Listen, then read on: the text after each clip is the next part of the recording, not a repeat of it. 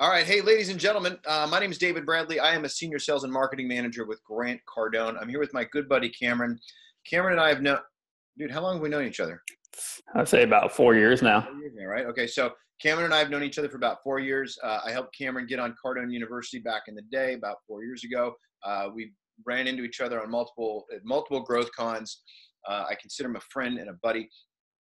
He's gone through some really cool stuff. And what I love doing with some of my clients is sitting down with them, whether it's in person or on a Zoom meeting like what you're watching right now, and just having a conversation about, hey, what are some things that you've gotten from Grant? And more importantly, what are some of the things that have like literally changed your life? What are things that you've gotten from Grant that have moved your life forward in a more positive way, brought you more abundance, brought you more success, brought you a different mindset? And so Cameron's got an amazing story. So if you're here, you're watching this, I want you to hear his story. I want you to hear like sort of where he's coming from, where he came from, where he's at now. So I'm just going to cut right to it. But so Cameron, why don't you introduce yourself to the folks that are watching? Tell us a little bit about who you are and what you do. I appreciate it. Yeah, thanks for having me. Again, my name is Kameron Muzic-Ali. I'm originally from the Northeast Ohio, Akron area, and I've been living in St. Louis now for the past 2 years. And I'm actually transitioning down to Dallas, Texas this upcoming week for a new role. So I've been in sales for 8 years now. Past 2 years now, I've been in the financial services. I'm moving down to be a financial advisor down in Dallas. But yeah, I mean, I came across Grant and definitely has impacted my life over the past 4 years, and been, like I said, in sales for 8 years. Started off with selling kitchen knives, the Cutco kitchen knives, going door to door, cold calling people, working my friends and family, building lists, things like that. And Grant really helped me out. So let me ask you this, just kind of off topic. We didn't talk about this before, but I'm just curious. For the people that are out there right now that have to make cold calls for a living or are about to, what kind of advice would you throw out there for them? I mean, you've been doing it for 8 years. That's how you sort of cut your teeth in the business. What kind of advice would you give for cold callers? I mean, what's it? Definitely have your script ready to go. If you're not on Cardone, you need to sign up, and I mean, it will break you through all the objections you're going to get. But definitely being settled, because when you're going on the call, there's going to be so much that you can't really control. So the more that you can control, the more steady you are, it's going to be a lot easier for you. And what's that, being more steady, knowing what you're going to say to people? Because if you have no clue, then you might as well not even make the call, because you're just going to be all over the place, and it's going to be a waste of time for you and them. And the last thing you want to do is waste their time when you're going to have 10, 20, 30 seconds to make an impression and start getting into it with them. Right. So, man, that's killer advice. So, that's I know Grant always talks about, you want to make the call anyway, no matter what. Like sometimes the only way out is through. Like you just got to jump in and start swimming in that pool.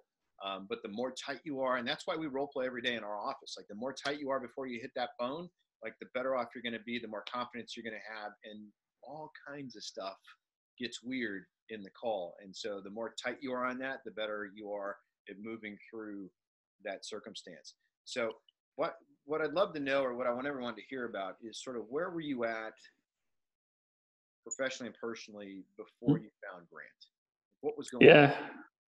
So, I mean, what's it, growing up, I was always had big goals, was what I was looking for. But when at the point where I came across you and Grant, I was in one of those portions of my life where I had hit my goal, or I was about to accomplish my goal, and I was lost. I was just a completely lost person. I was working at T-Mobile, slinging phones over at the mall, finishing off college. And my big goal was I'm going to graduate college at 20. I'm like, I'm going to kept telling myself I'm going to graduate at 20. I'm going to graduate at 20. And then I was there. And now I'm like, great. Now what am I going to do with my life? I kind of didn't have a purpose. I was lost.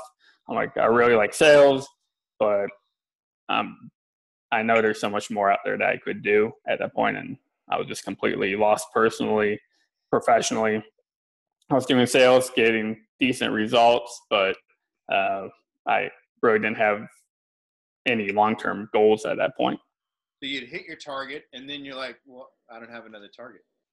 Exactly. Yeah. I'm like, what do I do now? I'm like, I came, I conquered, now where do I go? And you're only 20. You've got, you know, if medical science is correct, you've still got another 100 years. yeah, right.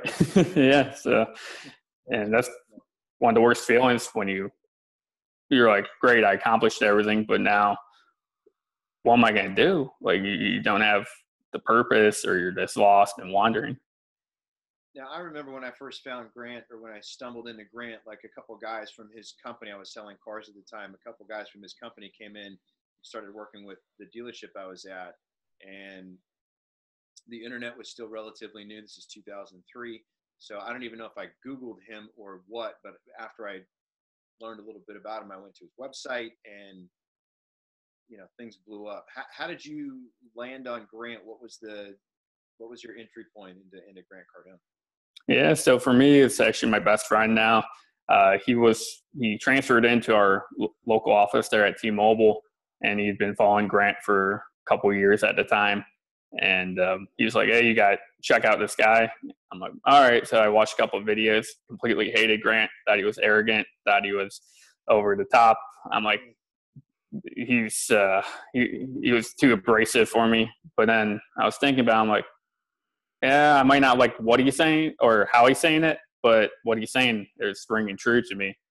And then I started going back and diving deeper, watching more and more videos.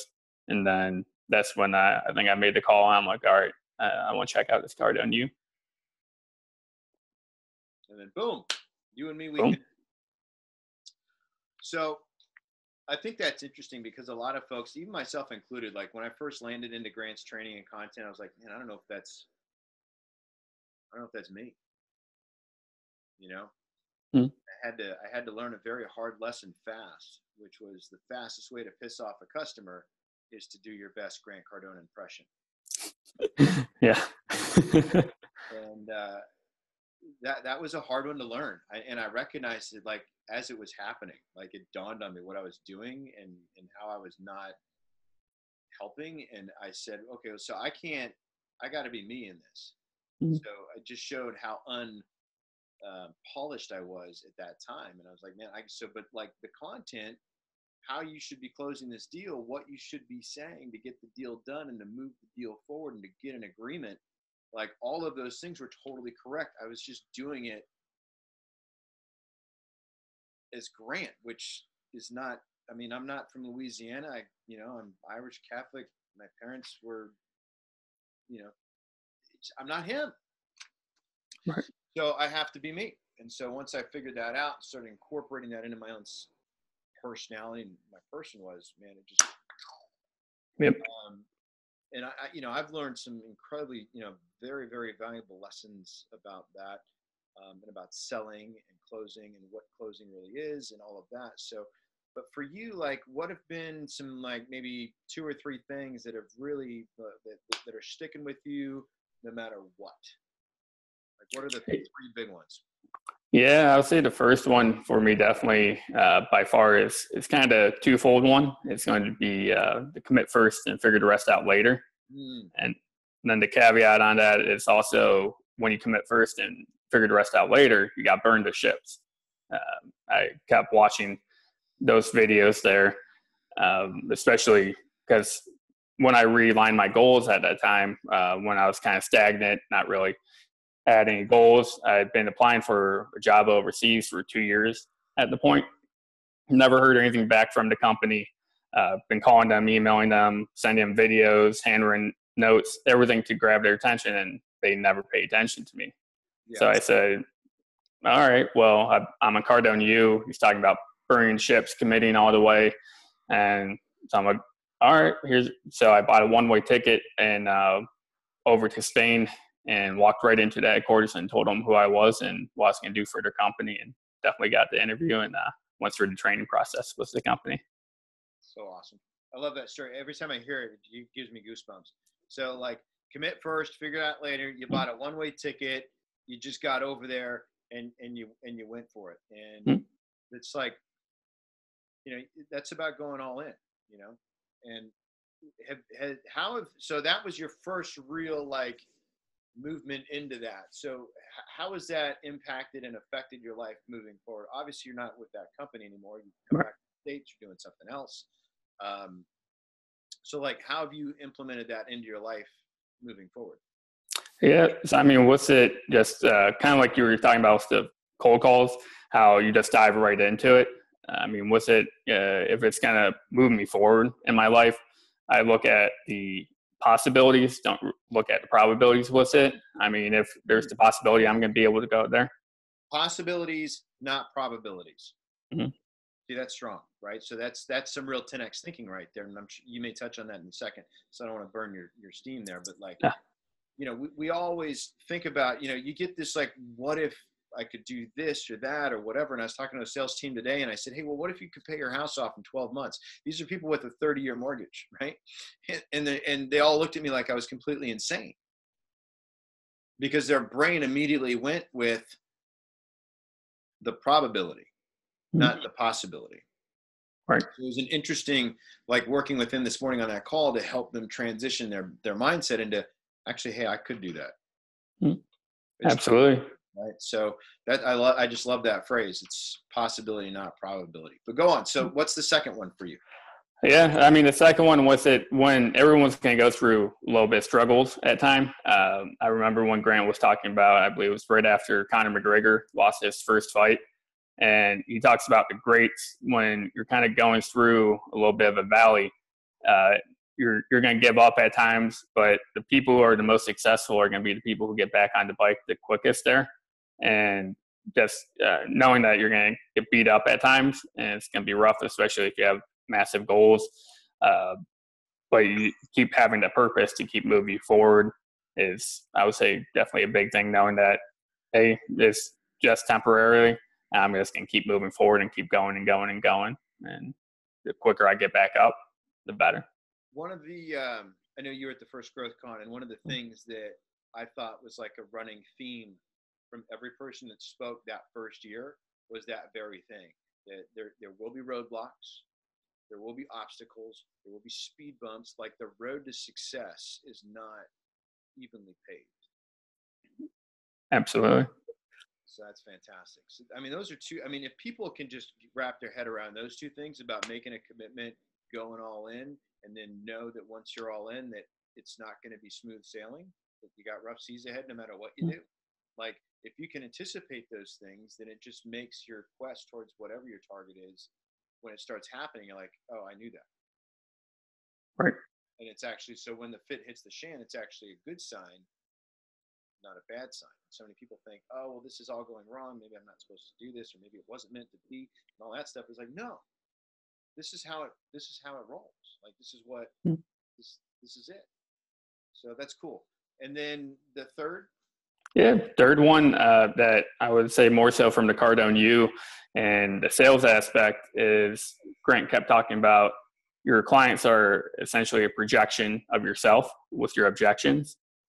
So at the beginning, I would always be, oh, I need to save my money. I need to save my money. Save, save, save. I need the best deal. I need the best deal. But then when I started making that shift to where, yeah, I might be paying a little bit more. I could get a better deal down the street. I'm going to do this. It was mainly where people were, oh, I don't need a package together, like a promotional package, or I need a better price.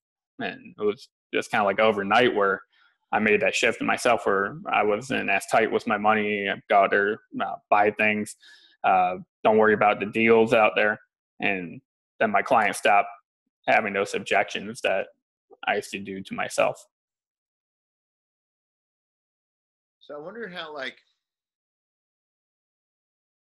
that's such a valuable lesson. I think, like, I'm not sure which one of the three you just dropped. I don't know if there's an order of importance, but I think, like, they're all important, right? So, like, from a salesperson's perspective, if you can do that exercise. So if you're in sales and you're watching right now, just take a moment and think about the objections that you experience from a customer, the ones that get under your skin, the ones that grind your gears, the one that stops you cold, that prevents you from getting to your next step, whatever that is, whether it's closing the deal or just getting to a demo or an appointment or whatever objection you're getting.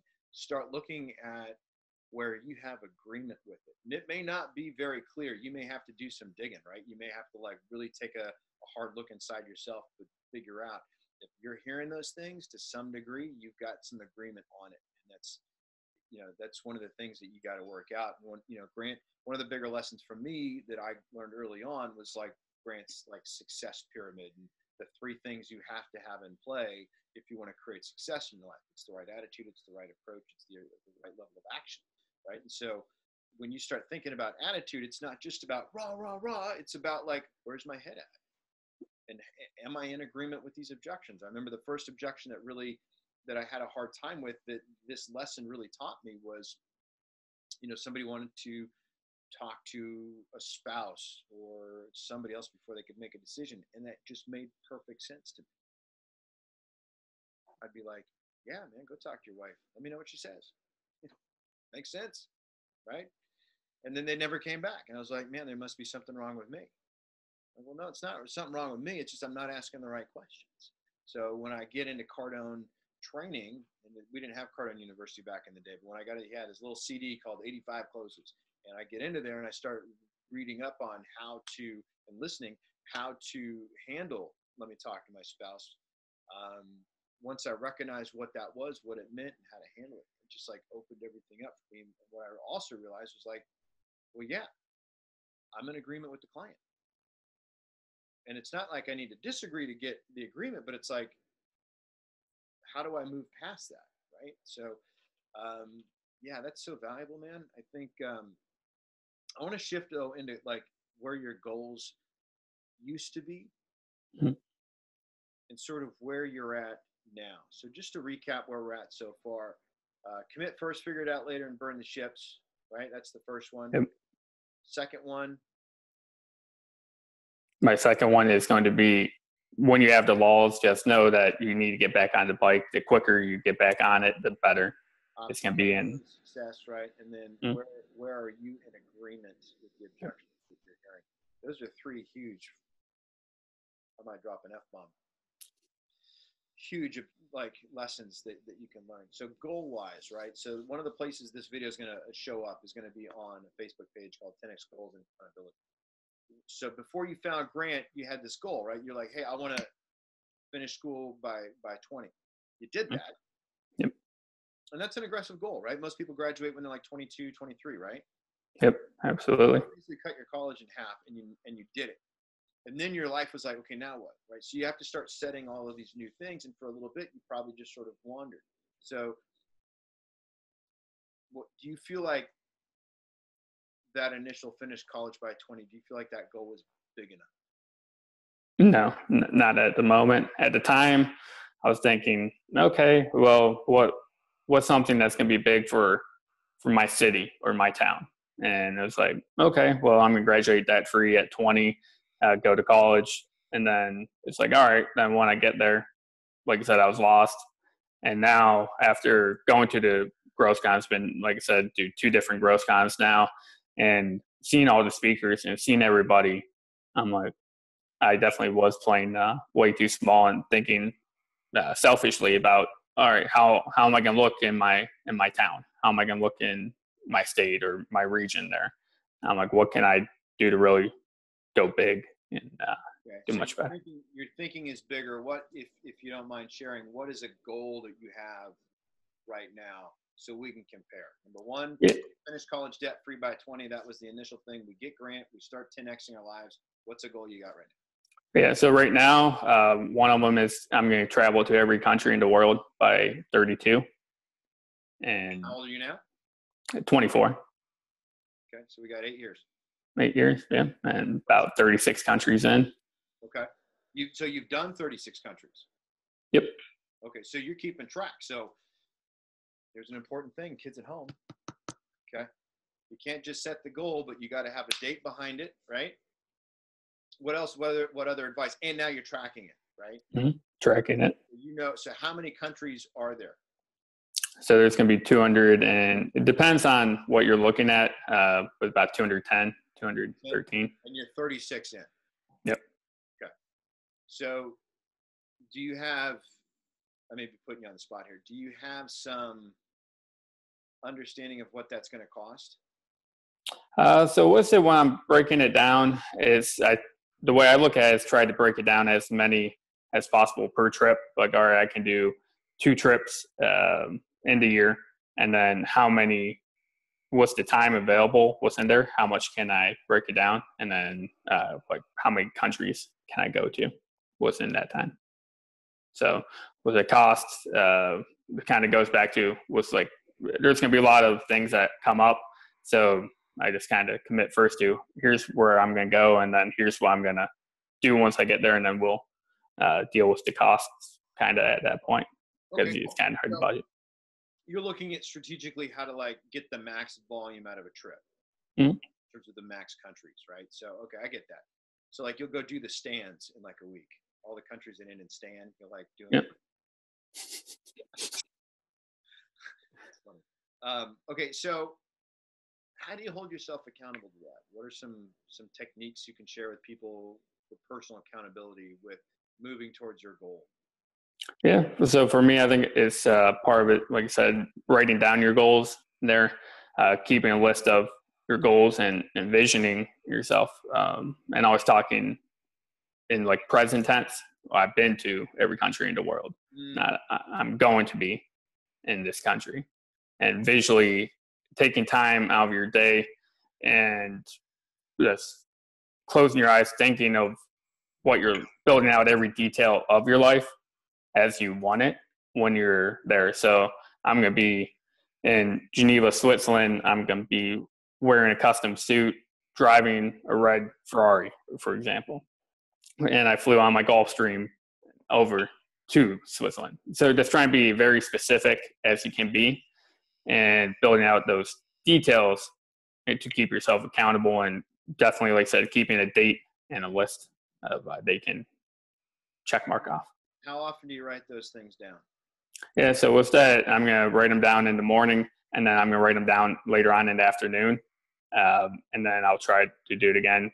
Because especially with like the shorter term goals, it's a little bit, you can lose track when there's things going wrong. You can just kind of go back and can kind of recenter you with what your objective is. Right. So yeah, Grant talks a lot about that. Hey, first thing in the morning, right before you go to bed, and then anytime you have a setback during the day, get back to your goals to help you get back on purpose. Absolutely. So the last question, like your morning routine, what does your morning look like? That's another thing I want to hear about. Yeah. So what's I'll get up, I'll write down my goals, shower, sometimes I'll shower, then work out at night. But what I've been doing here recently is working out and then getting ready, and then go to work at that point, and watch a couple episodes, just plug in Cardone to my aux cord and listen as I drive and get 1, 2, 3 episodes in on the way in. Okay, so you like to do Cardone in the car. It's part of like your morning routine to like get your head on right before you get into the office. Right. Fantastic. What would you say? Like, so if someone's looking at Cardone University, not for themselves as an individual, but that's a no-brainer, right? Because what I'd love to get from you though is that if you were talking to, say, like a CEO of a company or somebody who is like in a high-end leadership position, and they're looking at Cardone or they're looking at training for their company, they don't have anything really structured in play right now, what kind of advice would you give them, or what would you suggest them? Because the number one reason we get is that they don't know if their people are going to engage in the program, and they're not 100% sold on that per se. Like, they know the content's good, they know the materials there, they know our support's there, but like, I don't know if like what advice would you give to them from someone who's not only utilized the program but has had some pretty awesome successes with it? Yeah, I mean, with it, I would definitely do it immediately, as soon as possible. I mean, once you're on there, when I first started off, I was at T-Mobile, like I said, and I hopped on the program. And within the first couple months there, I actually went from being a pretty decent producer to being a top producer in a 3-state area. I mean, when you start getting on there, you're going to see results. I mean, my accessories that I was selling more than stores with 5, 6, 7, 8, 9, 10 reps in there by myself every month. So, I mean, once you start hopping on, there's going to be a snowball effect. You're going to get success, and it's going to keep going, going, going, going. And the way you got to look at it as well, I mean, great, you don't want to do, you don't think they're going to use it. But again, kind of like I said earlier, you got to look at the possibilities there. What is going to be possible for your company, and what's it costing you if you're not going to do business with Cardone and you're not going to hop on the program? You can stay right where you're at, and you're not going to do. You're going to have the same results, and you can't really control it. But once you actually gain control of the cycle and you know what you're doing, just imagine those possibilities and things that people think you're crazy for, and all the goals that you have for your company. You're going to be able to go out there and start knocking them down and just keep building upon there and moving forward. Yeah, man. See, like a sales team, whether it's a team of 1 or a team of 1,000, it's the culture of learning, right? And they're learning either way. They're either learning. So as a company with Cardone has skin in that game. Otherwise, who's training your people? Right. YouTube, Facebook, Twitter, right? Instagram's training your salespeople. So, man, this has been really cool. I really appreciate you pushing pause on your day to talk to me and anybody that's tuning in right now about how Cardone has helped you, about how Cardone University has helped you, and all the different things that you've gotten from us in our program. And truly, it's been amazing to watch your evolution. I'm saving this to the end, but how much weight have you lost since you? It's been 50 pounds now. Yeah. Okay. So this isn't just about creating more income for yourself. While granted, that's the obvious thing that comes with this, but you know, Kameron and I are both testaments that Grant's training didn't just make us better salespeople, but it made us better people. So I know for me, like I've had some pretty big wins outside of the sales career with Grant, and so like Grant's training gave me the inspiration that I finally needed to get sober. So, like there's all sorts of different things. I've lost a ton of weight as well. I used to be walking around at probably 165, 170. I used to be walking around at 205. We're both doing the keto thing, so it's been really cool to sort of watch your evolution and be a part of that. So I wanted to thank you for that, Aria. So for those of you watching, Kameron, tell everybody, like, can you talk about what you do, and if somebody wants to do business with you, how do they reach out to you? Or?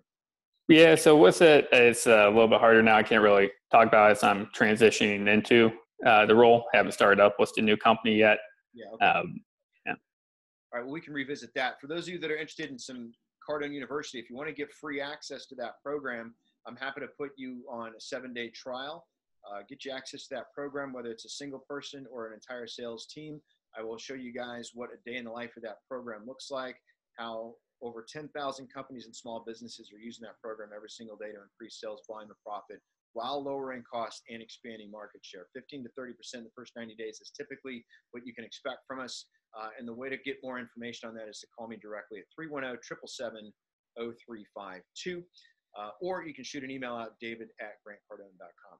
Kameron, thank you so much for being here, my brother. I appreciate you. You're an awesome guy, and I really appreciate having you on today. No problem. Thank you, David. You got it, my brother.